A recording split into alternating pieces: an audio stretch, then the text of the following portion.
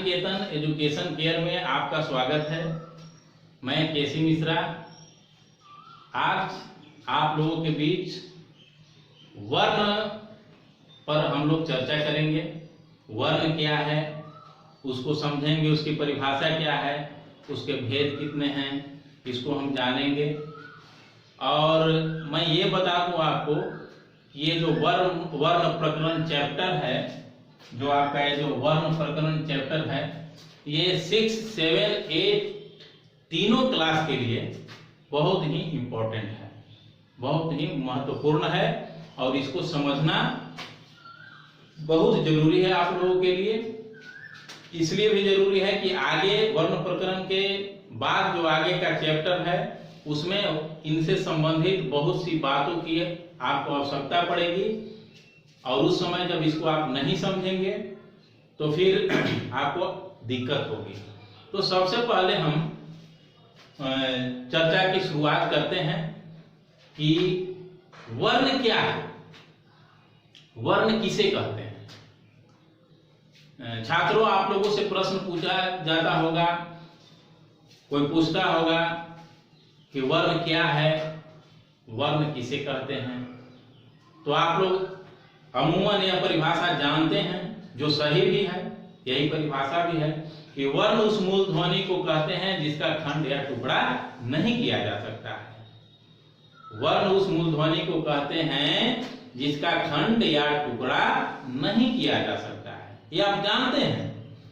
लेकिन अक्सर छात्रों यह देखा गया है कि जब इसका एग्जाम्पल पूछा जाता है और कुछ वर्णों का घुमा फिरा करके अगर कुछ उनसे प्रश्न पूछा जाता है तो अधिकतर छात्र वहां गड़बड़ा जाते हैं। वो समझ नहीं पाते हैं कि हमने जो परिभाषा दिया वो सही है कि जो एग्जाम्पल दिया वो सही है या फिर दोनों गलत है। तो मैं आपको परिभाषा आज मैं नहीं बताऊंगा, मैं परिभाषा आपको समझाऊंगा और आपसे ही परिभाषा का निर्माण करवाऊंगा।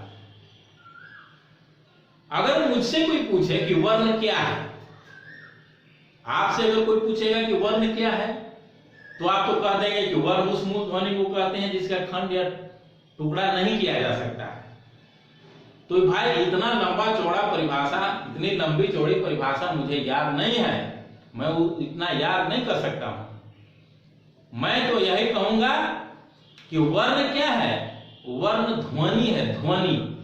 वर्ण क्या है,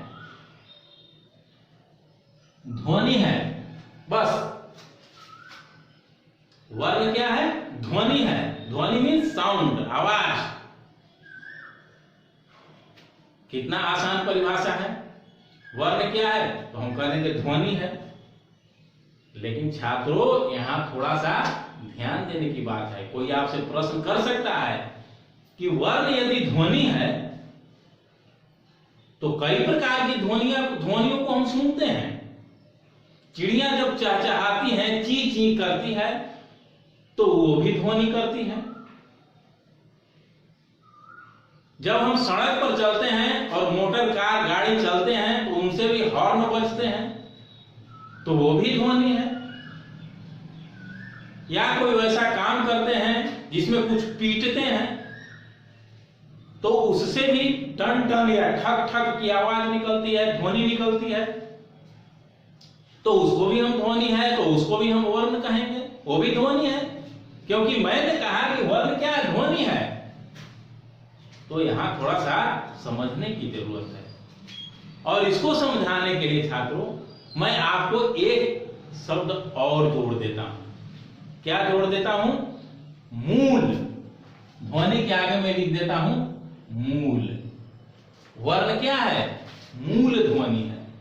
वर्ण क्या है, मूल ध्वनि। सभी ध्वनियां नहीं, मूल का अर्थ समझिए। मूल मतलब जिसका कुछ माने हो, जिसका कुछ मतलब हो। जैसे हम ध्वनि निकालते हैं, अभी मैं आपको बोल रहा हूं, पता नहीं कितने तरह की ध्वनियों को बोल रहा हूं। कुछ ऐसे ध्वनि है जो कंठ से की सहायता से बोल रहा हूं, कुछ वैसे ध्वनि है जो तालु की सहायता से बोल रहा हूं, कुछ वैसे ध्वनि है जिसमें ओठ सहायक हो रहे हैं। और तो ये जो ध्वनि है जो मेरे मुंह से निकल रही है, जो आपके मुंह से निकलती है, और कुछ समझते हैं, जब चिड़िया चहचहाती है तो उसकी ध्वनियों को सुन करके आप नहीं समझ सकते हैं कि उसकी चहचहाहट में कौन सा भाव छिपा है या वह चिड़िया क्या कहना चाहती है। या किसी तरह हम पीटते हैं, कुछ ठक ठक या टन टन की आवाज आती है तो हम उसको नहीं समझ सकते हैं कि ये टन टन और ठक ठक की आवाज क्या कह रहा है।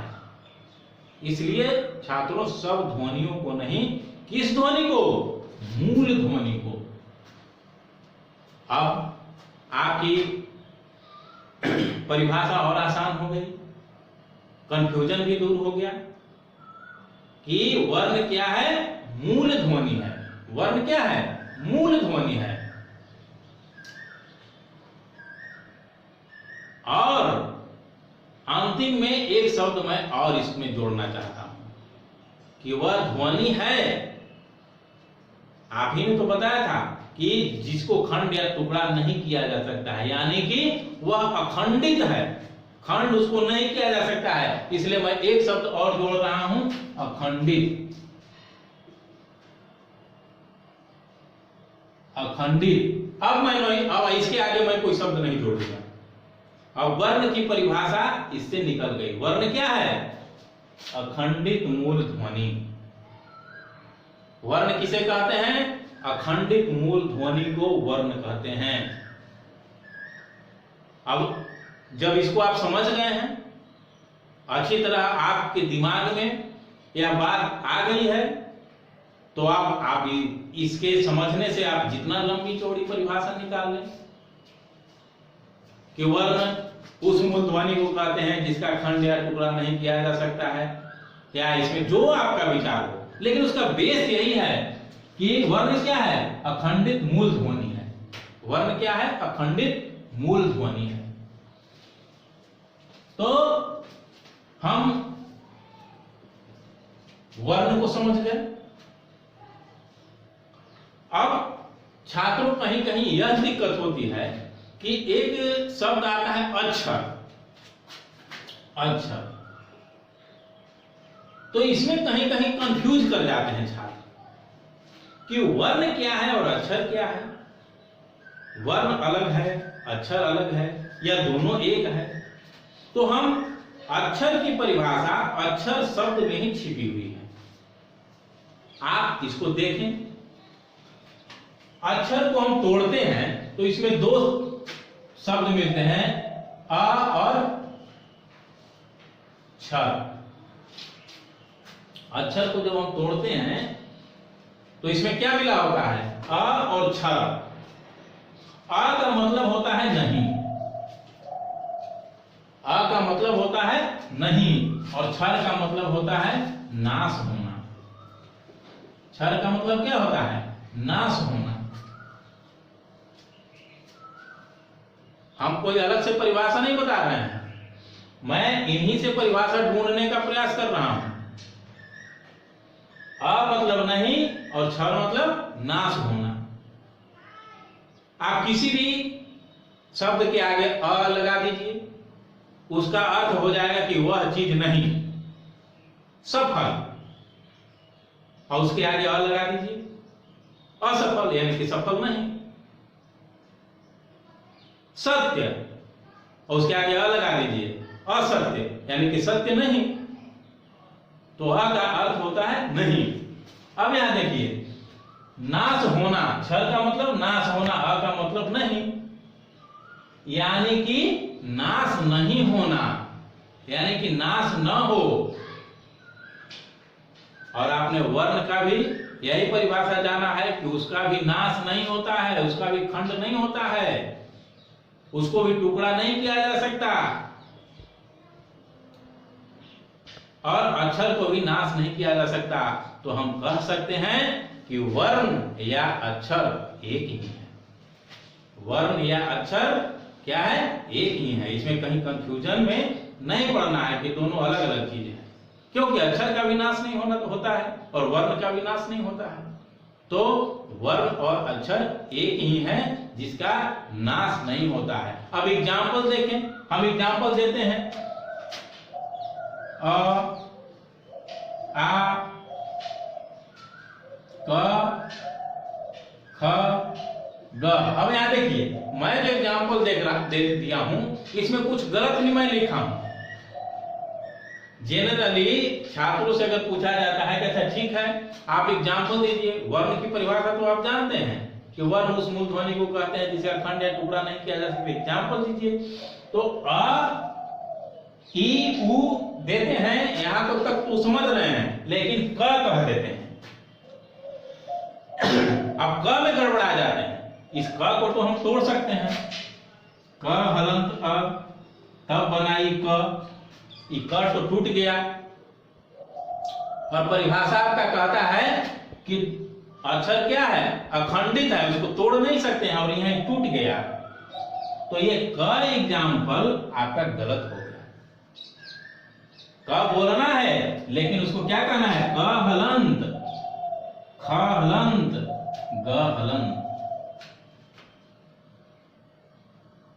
क हलंत, ख हलंत, ग हलंत। हलंत लगाना है क्योंकि ये अर्धमात्रक होते हैं, और अर्धमात्रक वर्णों को सूचित करने के लिए हम हलंत लगाते हैं। और जहां क का है कि आपका एग्जाम्पल गलत, परिभाषा के अनुसार मेल नहीं खाएगा, समझे कि नहीं? तो इनसे हम यह जो है लिख सकते हैं इसकी परिभाषा कि वर्ण क्या है, अखंडित मूल ध्वनि है। और इसके उदाहरण हैं, इसके उदाहरण हैं अ, ई, उ, री, क हलंत, ग हलंत, च हलंत, झ हलंत आदि, ये उदाहरण है। अब आपके प्रश्न में, मन में प्रश्न यह आएगा कि सर क हलंत हमेशा तो हम पढ़ते नहीं हैं, हर जगह तो क लिखा रहता है, क हलंत कहीं कहीं मिलता है। क हलंत लगाने का मतलब कि आधा क, ग हलंत लगाने का मतलब कि आधा क, तो ऐसा थोड़े है, बुक में तो हम आधा क कभी कभी देखते हैं, ज्यादा तो पूर्ण क, पूरा क का ही प्रयोग होता है। तो छात्रों, इसके लिए वर्ण को, अक्षर को दो भागों में बांटा गया है। फर्स्ट है स्वर वर्ण, और दूसरा है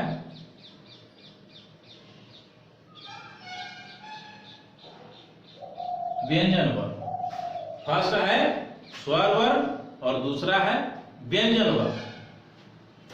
अब देखिए, तो स्वर वर्ण किसको कहेंगे और व्यंजन वर्ण किसको कहेंगे, इसको भी समझ लेते हैं।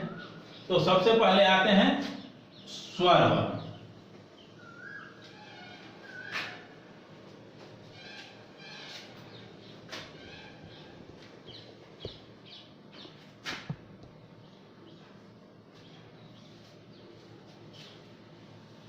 स्वर वर्ण हमारा मुख क्या है, एक वाक यंत्र है, बोलने का यंत्र है, बोलने का मशीन है। जो भी हम बात बोलते हैं ये इतना ही दूर से बोला जाता है और कहीं से नहीं बोल सकते हैं। और इसे कई तरह की आवाज निकलती हैं, ध्वनियां निकलती हैं, जिसकी चर्चा अभी मैंने कुछ देर पहले की। और वही ध्वनियों को हम एक सिंबल प्रदान करते हैं, एक संकेत प्रदान करते हैं, एक चिन्ह प्रदान करते हैं। जैसे मैं क का उच्चारण किया और मैं क का उच्चारण किया, आप सुन रहे हैं तो समझ जाएंगे। लेकिन कहीं आप दूर हैं और मैं अपनी आवाज को आप तक पहुंचाना चाहता हूं, पत्र के माध्यम से पहुंचाना चाहता हूं। प्राचीन काल में तो पहले पत्र ही लोग लिखते थे, तो आप कैसे समझेंगे कि मैं क ही बोला, मैं ग ही बोला, मैं कमल ही बोला, कैसे आप समझेंगे? तो उसके लिए जो सिंबल का इजाद हुआ, आविष्कार हुआ, उसी को हम वर्ण के चिन्ह के नाम से जानते हैं, जो या को हम लिखते हैं इस तरह का सिंबल देते हैं, क, ख, ग, घ, इस तरह तरह के। ये वही ध्वनियों के संकेताक्षर हैं, ध्वनियों को संकेत करने के लिए इनको लिखा जाता है। तो हम स्वर वर्ण की चर्चा कर रहे थे कि स्वर वर्ण का उच्चारण बिना किसी वर्ण की सहायता से, पहली बात स्वर वर्ण का उच्चारण, सबका उच्चारण से संबंध है, वर्णों का उच्चारण से संबंध है, उच्चारण के स्थानों से संबंध है। तो स्वर वर्ण हम पढ़ रहे हैं, तो स्व इसमें एक शब्द है स्व, जिसका मतलब होता है अपने आप, जिसका उच्चारण अपने आप मतलब बिना किसी की सहायता से नहीं, किसी की उसमें हेल्प लेने की जरूरत नहीं है, अपने से जिसका उच्चारण हो, और उसके उच्चारण में थोड़ा कम समय लगता है स्वर के उच्चारण में, और उसका उच्चारण अपने आप होता है, उसको हम स्वर वर्ण कहते हैं, उसको हम स्वर वर्ण कहते हैं। तो हम लिख सकते हैं स्वर वर्ण की कि जिसका उच्चारण स्वतः हो, अपने आप हो, स्वतः, बिना, अब स्वतः मतलब कि हम बोलबे नहीं करेंगे तो कैसे उच्चारित हो जाएगा, यानी कि स्वतः मतलब किसी की सहायता उसमें नहीं लेना है ना, स्वतः हो तथा कम समय लगे,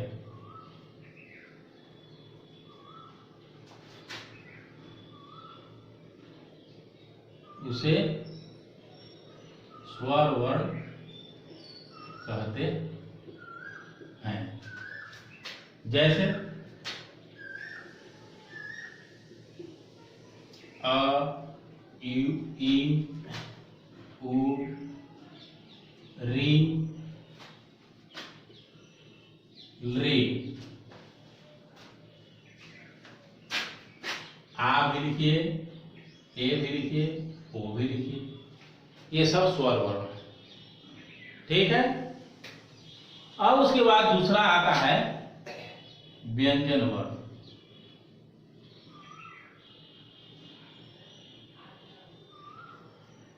दूसरा क्या है? व्यंजन वर्ण।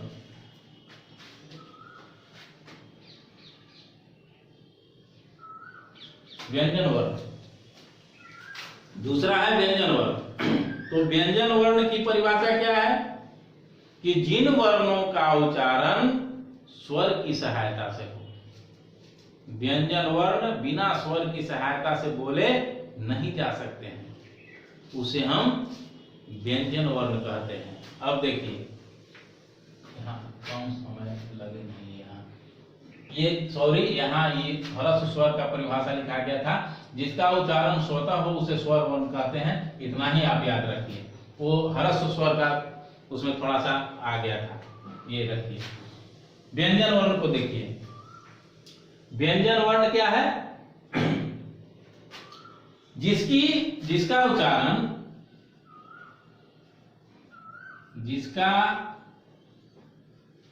उच्चारण स्वर वर्ण की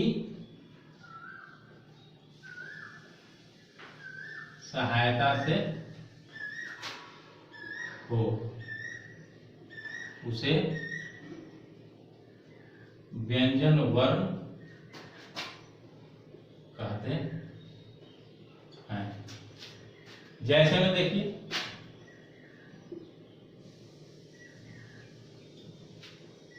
क, ख, ग,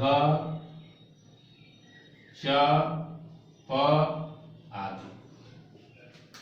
अब देखिए ई क का उच्चारण अ की सहायता से, क हलंत अ, क में अ छिपा हुआ है। जैसे ही क कहते हैं अ का उच्चारण होता है। ख में भी ख हलंत अ, इसमें भी अ है। ग है ग हलंत अ, इसमें भी अ है। ये ची भी हो सकता है, तो च हलंत और सही ची हो गया। पू भी हो सकता है, प हलंत और सौ पू। ये सब क्या है? व्यंजन वर्ण है। तो स्वर वर्ण किसे कहते हैं, व्यंजन वर्ण किसे कहते हैं? और वर्ण क्या है, ये 3 बिंदु पर आज हम लोग चर्चा किए। आज की वीडियो में इतना ही, इसके अगले वीडियो में फिर इसके आगे की चर्चा करेंगे।